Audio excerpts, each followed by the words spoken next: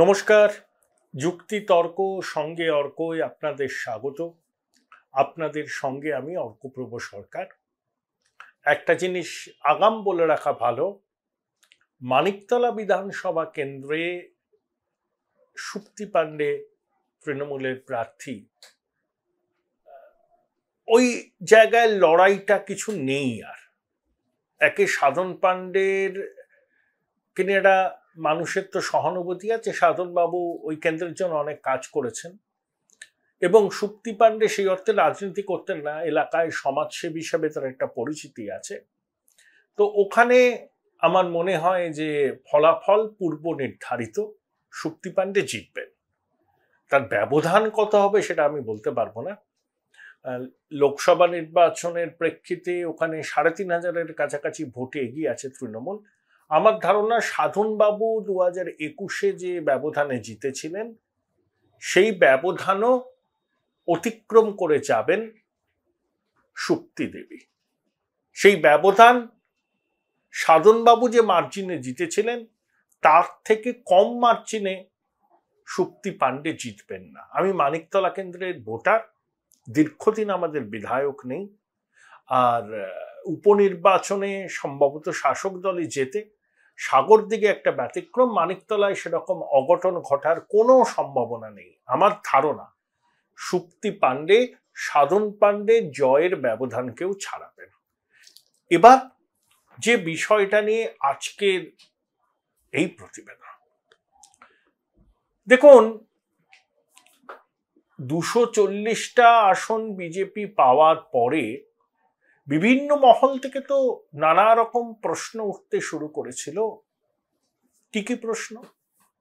শরিকি চাপে মোদিজি জর্জরিত হবেন, শরিকদের অনেক অন্যায্য দাবি দাওয়া মানতে হবে।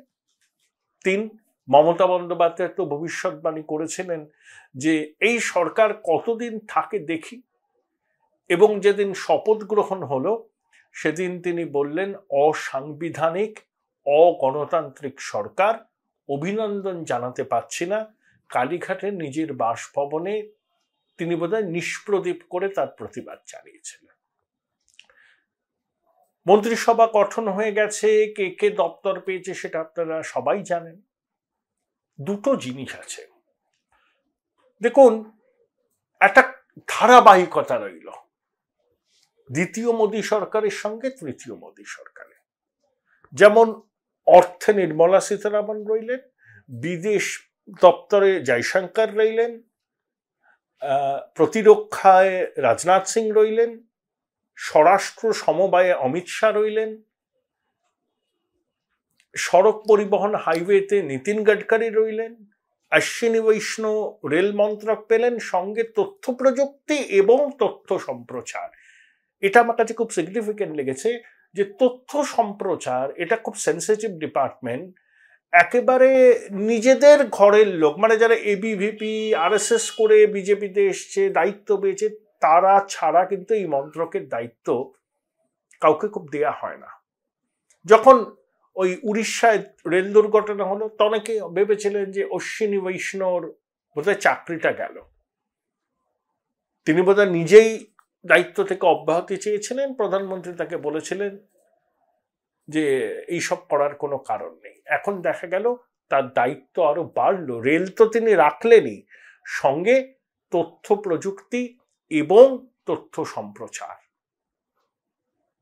শিবরাজ সিং চৌহান অত্যন্ত গুরুত্বপূর্ণ মন্ত্রকের দায়িত্বে। পঞ্চায়েতি রাজটা জেডিইউর কাছে গেছে, তাহলে রেল, সড়ক, বিগ ফোর, তথ্য প্রযুক্তি, তথ্য সম্প্রচার সবই কিন্তু বিজেপির রইল। তেলেগু দেশম কি পেল? অসামরিক বিমান পরিবহন। দেখুন এখন তো এয়ার ইন্ডিয়ার বিক্রি হয়ে যাওয়ার পরে অধিকাংশ বিমানবন্দর, অধিকাংশ না হলেও মার্জনা করবেন, আমার কাছে ঠিক তথ্য নেই, বেশ কিছু বিমানবন্দর এখন বেসরকারি পরিচালনাধীন। ডিজিসি একটা আছে বটে, এয়ার ট্রাফিক কন্ট্রোল কারা চালায় সেটাও আপনারা জানেন। তাহলে অসামরিক বিমান পরিবহন দপ্তরের একটা কভেটেড পোস্ট ছিল একটা সময়, সেটা কি এখন আছে? আপনারই বলুন না। আমার মনে আছে 2002 সালে 25শে ডিসেম্বর অটলজির জন্মদিন, আমরা কয়েকজন, আমি আরো 3-4 জন সাংবাদিক বন্ধু, শাহনওয়াজ হোসেন, অরুণ সৌরি, নর্থ ইস্টে ঘুরে বেরিয়েছিলাম। নাগাল্যান্ড, মিজোরাম, অরুণাচল, ত্রিপুরা, সব বিমান পরিষেবার উদ্বোধনে। আমার এক কালিগ ছিলেন, তার নাম ইউসুফ আনসারি, তার সঙ্গে শাহনওয়াজের খুব ভালো বন্ধুত্ব ছিল, সেই সূত্রে আমার সঙ্গে একটু পরিচয় হয়ে গিয়েছিল। সে যাই হোক, কিন্তু তখন অসামরিক বিমান পরিবহন মন্ত্রকের যে গুরুত্ব, আর 2024 সালে কি তাই আছে? তাহলে শরিকরা বলল আমরা পরিকাঠামো মন্ত্রক চাই, পেল অসামরিক বিমান পরিবহন। রেল মন্ত্রক নাকি নীতিশ কুমার চেয়েছিলেন, কিন্তু নীতিশ তো পঞ্চায়েতি রাজ, ডিআরই যেটা পেয়েছেন। সামনে বিহারের ভোট আছে, রুরাল ডেভেলপমেন্টের কাজে এগুলো সহায়তা করে। তাহলে বিগ ফোর ছাড়া হয়নি। Join Indian Institute of Hotel Management now. Right choice, right decision. Cabinet committee on security, তাতে বিগ ফোরের 4 জনই থাকছেন। অতীতে অটলজির সময় প্রতিরক্ষা মন্ত্রকের দায়িত্বে ছিলেন এনডিএর কনভেনার, সমতা পার্টির নেতা জর্জ ফার্নান্ডেজ।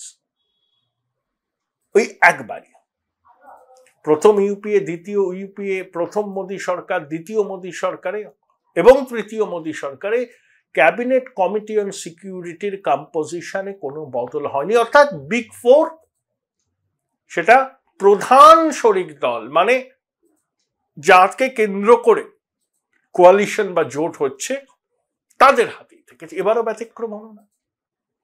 তাহলে শরিকি চাপে মোদিজি বিপন্ন বোধ করবেন, সরকার পড়ে যেতে পারে, নানা রকম গুজব। আমার ধারণা চন্দ্রবাবু নাইডু বা নীতিশ কুমার, এটা আমার আন্দাজ, আমি কোনো খবর পেয়েছি বলে বলছি না, তারা রাজ্যের জন্য পাউন্ড অফ ফ্লেশ এক্সট্রাক্ট করবেন। অর্থাৎ স্পেশাল ইকোনমিক প্যাকেজ, আরো অনেক কেন্দ্রীয় প্রকল্প, কেন্দ্রের বিনিয়োগ রাজ্যে, এগুলো এনশিওর তারা করবেন।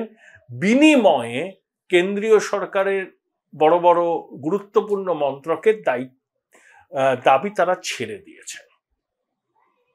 কারণ টিডিপির 16 জন সাংসদ, জেডিইউ এর 12 জন সাংসদ, শুধুমাত্র অসামরিক বিমান পরিবহন মন্ত্রক তারা পেয়েছেন।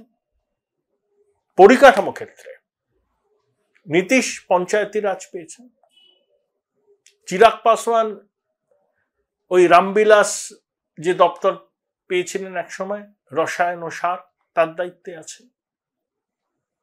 অর্থাৎ রাজ্যের যে দাবি দেওয়া আছে চন্দ্রবাবু নাইডু, যেমন অমরাবতীতে নতুন রাজধানী, তার জন্য সহায়তা, গ্র্যান্ট ইন এইড বা স্পেশাল প্যাকেজ,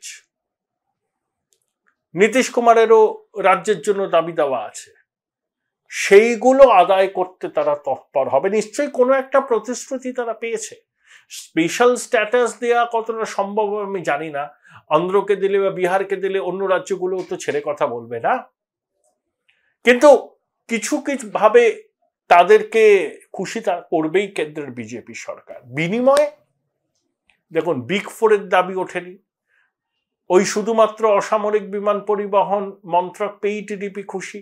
তাহলে এত সহজে তারা সব মেনে নিল? ব্যাপারটা তা নয়। ওই রাজ্যের যে দাবিগুলো তারা করেছিলেন, সেই দাবিগুলো মানার ব্যাপারে নিশ্চয়ই সবুজ সংকেত তারা পেয়েছেন প্রধানমন্ত্রীর কাছ থেকে। অন্তত অনেকটা পেয়েছেন, পুরোটা হয়তো সম্ভব নয়, সেটা টিডিপিও জানে, জেডিইউ জানে, কিন্তু সেই আশ্বাসটুকু পেয়ে তারা কিন্তু বিগ ফোর বা ইনফ্রাস্ট্রাকচারের মন্ত্রকের দাবি থেকে সরে এসছে। দেখুন, এখন স্পিকার পদ নিয়ে চলছে আলাপ আলোচনা।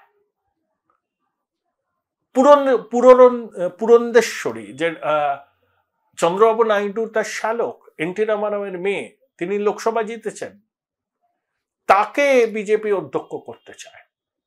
এখন চন্দ্রবাবু কিভাবে বিষয়টা নেবেন তার ব্যাপার। আসলে ভয়টা এখন বালযোগে ছিলেন অটলজির সময়, অটলজির সময়কার এনডিএ এখনকার এনডিএ তা নয়, দুটো জেনারেশনাল শিফট। তো চন্দ্রবাবু বা নীতিশের ভয় এটাই যে অপারেশন লোটাসে তাদের দলই না ভেঙে যায়, কিন্তু আমার মনে হয় যে এখন অপারেশন লোটাস কিছু হবে না। তবে ওয়াইএসআরসিপির 4জন না 3জন সাংসদ আছেন, তারা বিজেপিতে হয়তো যোগ দেবেন, এবং আরো যে আদার্স দেখছেন না আপনারা টিভি স্ক্রিনে, ছোট ছোট দল নির্দল, তারাও আস্তে আস্তে এনডিএ শিবিরে চলে আসবেন। এবং আমার ধারণা ব্যাক চ্যানেল কোথাও শুরু হয়েছে, উদ্ধব ঠাকরের স্বাভাবিক মিত্র বিজেপি কতদিন এনসিপি আর কংগ্রেসের সঙ্গে ঘর করবেন। তো মোদিজি কিন্তু এবারও প্রমাণ করলেন যে আলটিমেট বস তিনি। অনেক স্পেকুলেশন উনি কি চালাতে পারবেন জোট সরকার, 23 বছরের তার এই প্রশাসনিক জীবনে অভিজ্ঞতা নেই, সেটা পরের কথা। কিন্তু শরিকি দাবির কাছে মাথা নত করে কেন্দ্রীয় সরকারের গুরুত্বপূর্ণ মন্ত্রকের দায়িত্ব শরিক দলের সাংসদদের হাতে কিন্তু তুলে দেননি মোদি। শরিক দলের নেতারাও কিন্তু সেটা নিয়ে অসন্তোষ ব্যক্ত করছেন না।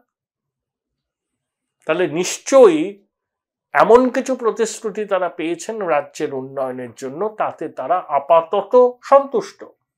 প্রফুল প্যাটেলের ক্ষোভ আছে, তিনি ক্যাবিনেট মন্ত্রী ছিলেন, তাকে minister of state, independent charge, এগুলো হয়তো পরবর্তীকালে অ্যাড্রেস করা যাবে। 81 জন মন্ত্রী হতে পারে, সংসদের যা স্ট্রেংথ তার 15%, প্রধানমন্ত্রীকে ধরে 72 জন তো শপথ নিয়েছেন, অনেকের কাছে অ্যাডিশনাল পোর্টফোলিও আছে। এবার অনেক ল্যাটারাল এন্ট্রি, যারা বেশ কিছুদিন আগে ব্যুরোক্র্যাট ছিলেন, আমলা ছিলেন, স্বক্ষেত্রে প্রতিষ্ঠিত মন্ত্রিসভায় তাদের গুরুত্ব বেড়েছে, তারা কিন্তু এবিভিপি বা আরএসএস করে বা সংগঠন করে বিজেপিতে আসেনি। 30 জনের মধ্যে 15 জন এরকম আছেন। তাই মোদিজি তার দ্বিতীয় সরকারের ধারাবাহিকতা তৃতীয় এনডিএ সরকারও বজায় রেখেছেন, প্রমাণ করে দিয়েছেন এখনো পর্যন্ত যে হ্যাঁ, আসন সংখ্যা তার কমলেও তার কর্তৃত্ব কিন্তু কমেনি। বাকি কথা ভবিষ্যৎ জবাব দেবে।